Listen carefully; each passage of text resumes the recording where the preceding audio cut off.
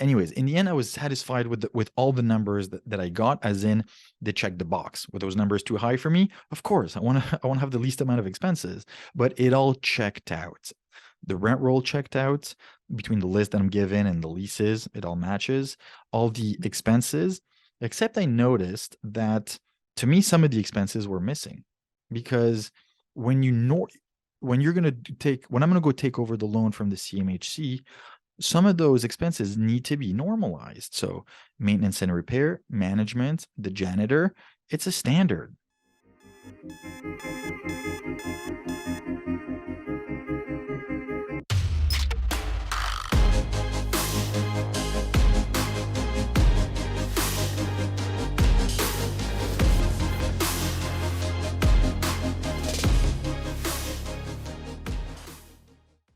Hello, and welcome to the Very Real Estate Effect podcast, a show dedicated to real estate investing right here in Quebec. And today we have a really exciting story about a deal in Gatineau, and I'm going to tell you all about it and what happened. So stay tuned. And before we do, I just want to remind everyone, thank you for your continued support. Share this episode with a friend who you think could benefit from this conversation, and I was going to say story. The point of the podcast is to give the confidence to let you know that you can invest in real estate and you can start and scale your portfolio and have the confidence and knowledge to do so. So thank you for sticking. And when you're listening to your podcast, click on the three little dots at the top there, subscribe to the show, send me some feedback, send me some comments, send me some questions. I really appreciate it. And I'm planning on doing an episode just with questions from all of you guys, and I'll take the time to answer them. So there you go. Also, we have our Patreon page. If you want to join us, if you want to have access to some extra content, access to me and the list of professionals I work with, if you want to review deals, you can subscribe at patreon.com/real estate effect. So, as I mentioned in the introduction, I'm going to share with you a deal that I've been working on. Now, I want to tell you right now, I walked away from it last week, and I want to tell you everything that happened over the last, I was going to say, month to 6 weeks before that, because in the podcast, I've always said that I would share the reality of a real estate investor. And it took a little bit of debate. I wasn't sure whether I was going to do this for multiple reasons that I will explain. And then my friend Rodrigo yesterday convinced me. We're in the car, we're talking about it, and he's like, this is what people want to hear. But I'm a bit reluctant in some ways, and I'm going to address it right away because I don't want to send the message to the market that I'm not a closer. But I will explain the reasons why we didn't end up going forward. And then I'll let you to do your own judgment, and you can think whatever you want, basically. But here's the story. So I have a partner who's looking for fairly large properties. We have capital to deploy, and we were very interested in two buildings in the city of Gatineau and Alamer, new build. Good, interesting project. There's a number of different phases that have been built, and this was built in 2022, delivered in 2022, and right now the owner, the investor that has this property, was maybe open to selling it. They've created a lot of value. They bought it directly from the developer. They fully rented it out, stabilized the property, won CMHC at 85% on a 10-year term. Basically, they created a lot of value.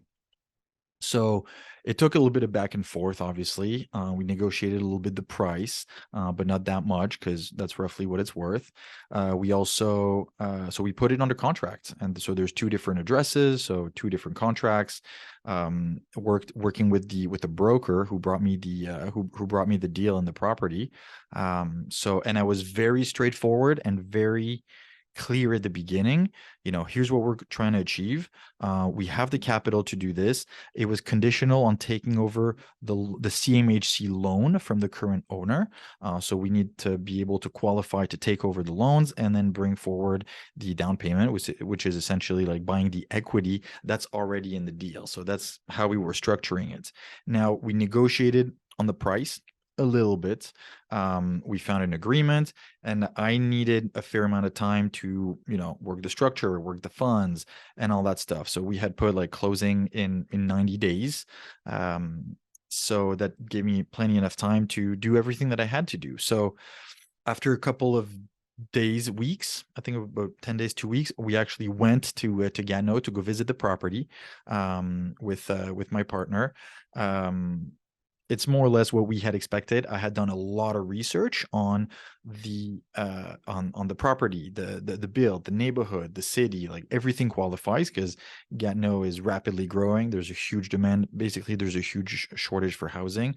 There's a lot of people from Ottawa that have kind of been priced out, so they're moving across the river. They're going on the other side, and it creates, I was going to say, extra demand on top of the immigration and everything else that's already happening, pushing the high demand for housing and the current shortage that we have. So in sharing the story with you, I really also want to share the emotional aspect. As I said, like I would always share with you the reality of a real estate investor. And I don't know for you, but I have emotions, and and sometimes sometimes it's important to recognize it and to share it because there's a bit of an emotional roller coaster in going through all of this. So obviously, as I go and explain kind of each stage that we got at, I want to share with you the what I was going through from an emotional and not really a personal point of view, but how this was. I wouldn't say the effect that it had on me, where I was at basically. So I got really excited. We signed the offer, and by the time we signed the offer, and I I got really excited. Let's just say it as it is. I got really excited. It's a 52 unit new build. It's exactly the type of product that we're looking for, the type of asset that you buy it, you stick in your portfolio, you can hold it for 20 years. It's going to go up in value. The rents are going to go up. You have no rent control for the first couple of years because it's a new build. There's very little to do in maintenance. It's stabilized. Basically, it's a really good asset. Now, we went to visit and we saw, I had asked to see kind of my trick when I go and visit property like that. You can't visit every unit at a 52. So I asked for the corners, top and bottom, so you can see the roof and so you can see a little bit of units that are in the foundation. I asked to see some units at every floor and some units of every type. So 1 bedrooms, 2 bedrooms, studios, so on and so forth. If you have penthouses, if you have mezzanines, if you have all that, to try to visit as many layouts as possible to get an area of the feel of the land. Yes, you can get the plans, but it's always good to actually see and walk the units. So that's what we did.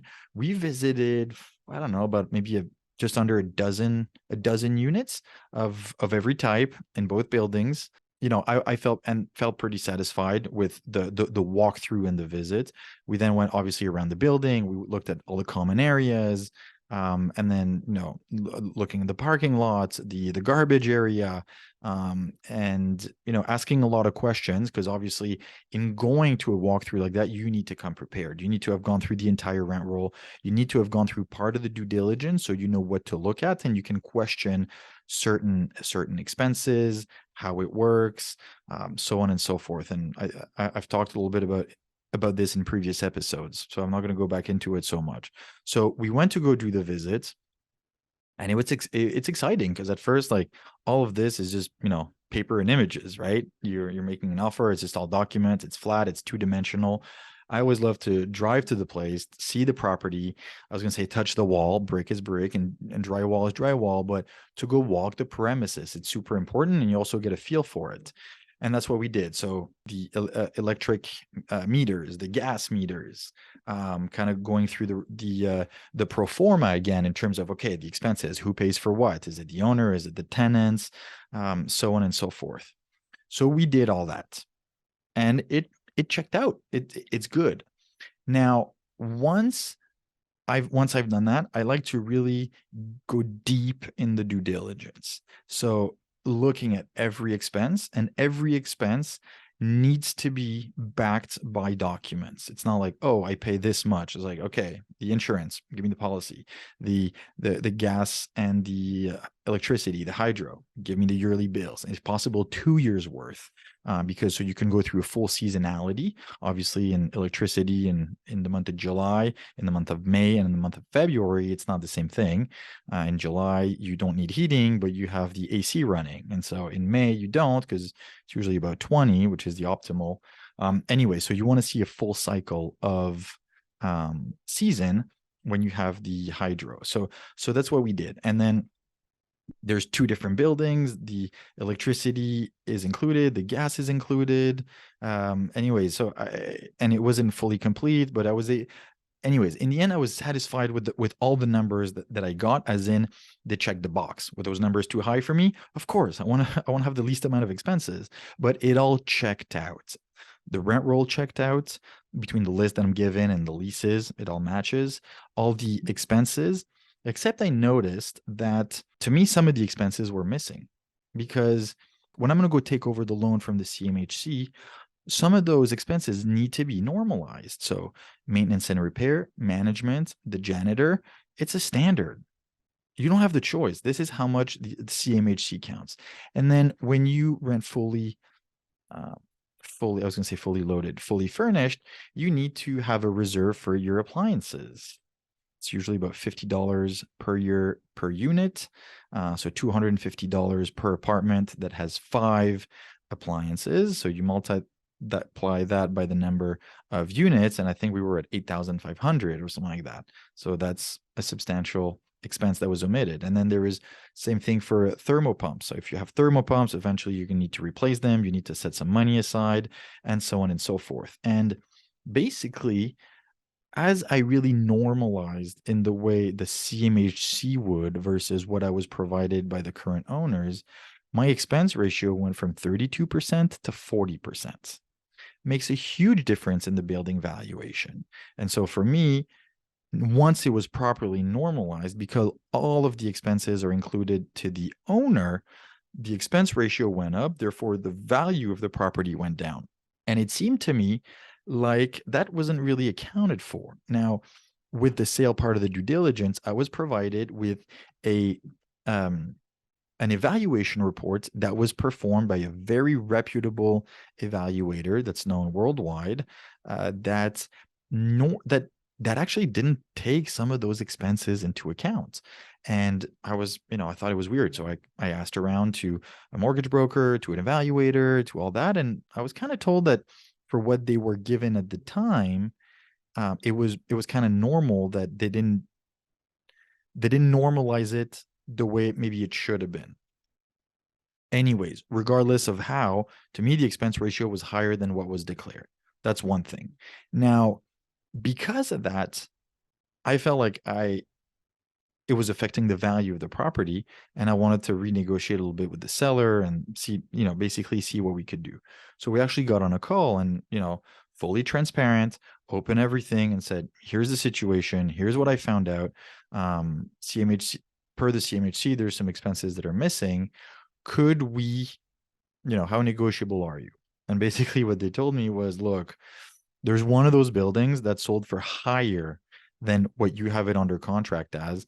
There's another buyer who's after us, and he's basically just waiting for you to walk away so he can buy them at higher than you have it under contract.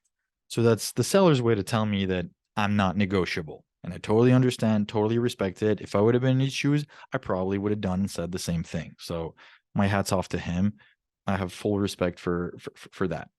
So I thought about it for a while. We talked about it with my partner. And the thing is that deal good? Actually, yeah, the deal is pretty good. We're not particularly buying at a discount. We're not particularly having a good deal. The price was market. So then it's a question of, okay, it all checks out. Now, does this acquisition fit into our investment thesis? Is that what we're trying to do? Because that purchase would make sense for someone who's going to hold it for 10 to 20 years. Because we have to take over the CMHC mortgage that's on 1 year out of a 10-year term. So we're locked in for the next 9, basically. And that's okay. I respect that. But does that fit exactly what we're looking for? And in this case, it didn't. So we talked about it, and finally we decided to not go forward and to walk away. And I think it was the right decision. I think we have to be true to our investment thesis and to the criteria that we fix of this is what we're looking for. If we meet A, B, C, and D, then we can go forward to the next step. And the next step, we have to meet A, B, C, and D. And if you don't, either you go back to square one or you walk away. Well, you negotiate or you walk away. And so I think it was about a week ago. I called the broker, and very straightforward, very transparent, explained the situation. It does not fit what we're looking for. Therefore, we're not going to go any further, and we're not going to close. And this is where I wanted to share with you is kind of the emotional roller coaster, because by that point I've probably invested a couple dozens of hours into this. We went on site, did the due diligence, so on and so forth, and then basically the rational decision, because it doesn't fit what we're looking for, is to walk away. But it's hard because I'm not going to say I get attached, but I really like that idea of owning that asset. And I projected myself owning it. And in a way, I'm making myself a disfavor, but I'm not a robot. I'm a human. I have ideas. I have feelings and emotions. And as much as the rationality that says, Axel, the numbers aren't good enough, basically, or the numbers are good, but they don't meet your criteria, the reasonable thing to do to be true to yourself is to walk away. But again, it's hard. It's hard because I'm like, okay, first of all, the 40 hours that I invested into this project, I'm never going to get it back. I learned from it.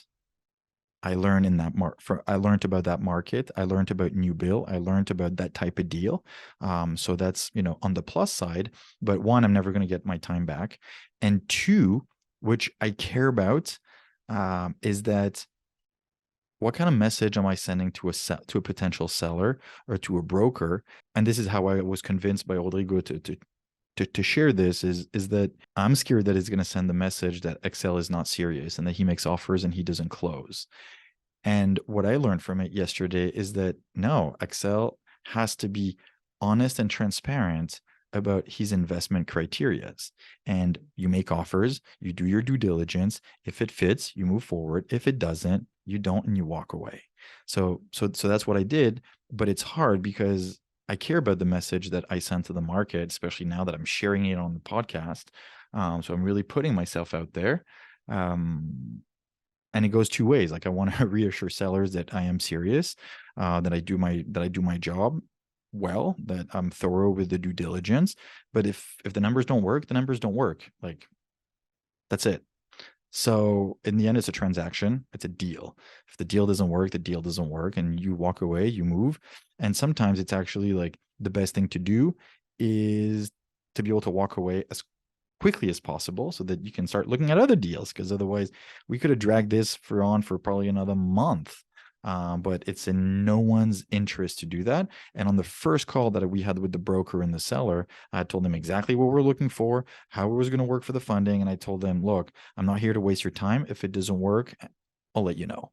And that's what I did.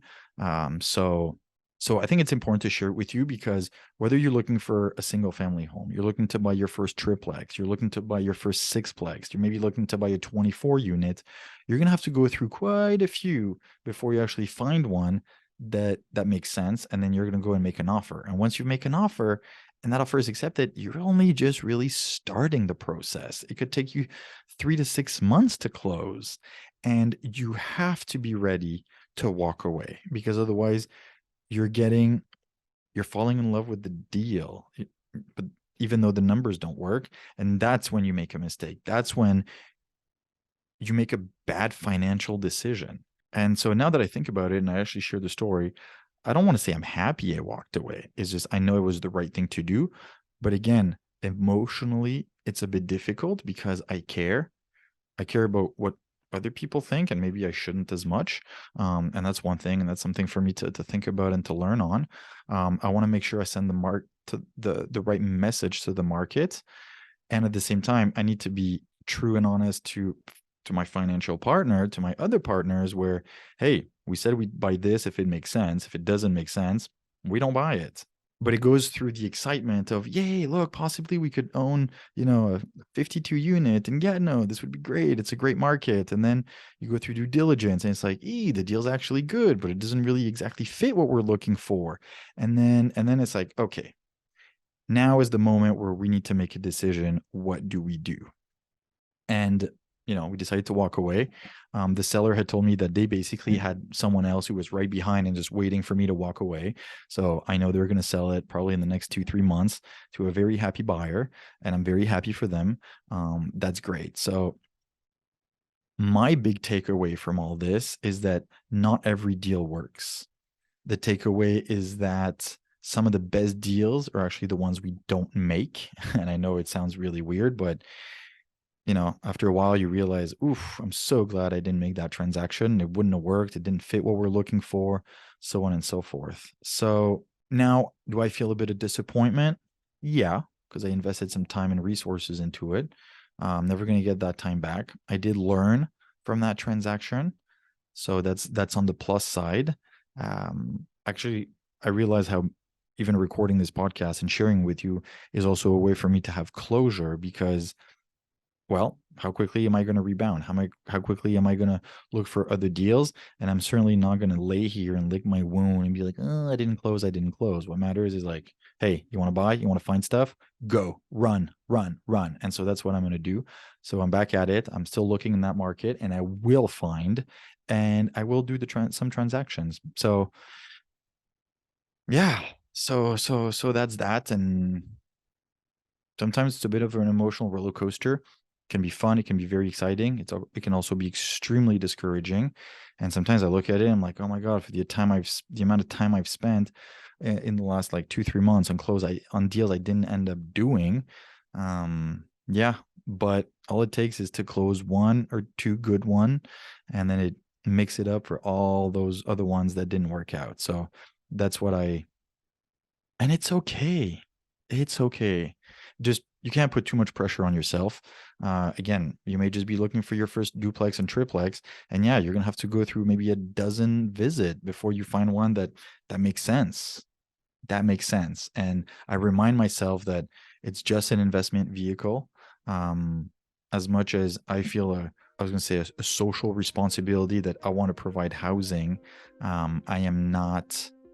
I'm not here to make bad financial decisions. Otherwise, I will not be able to help and contribute. So, so that's my big takeaway. And just the point I want to share with you: not all the deals work. Be kind to yourself. You have to do a lot of trial to make some of them work. And that's just the reality of being a real estate investor. Let me know what you think, and I hope this was helpful somehow, just sharing a personal story about the reality. So thank you very much. Let me know what you think. I'm really interested in your feedback. I know this is about the third or fourth episode I have with no guest. I do have some more guests coming up. It's just been really busy, and I actually quite like doing some solo episodes. So thank you very much for listening. Share it with a friend. Gatineau's a great market, and research your market, make some offers. Thank you very much.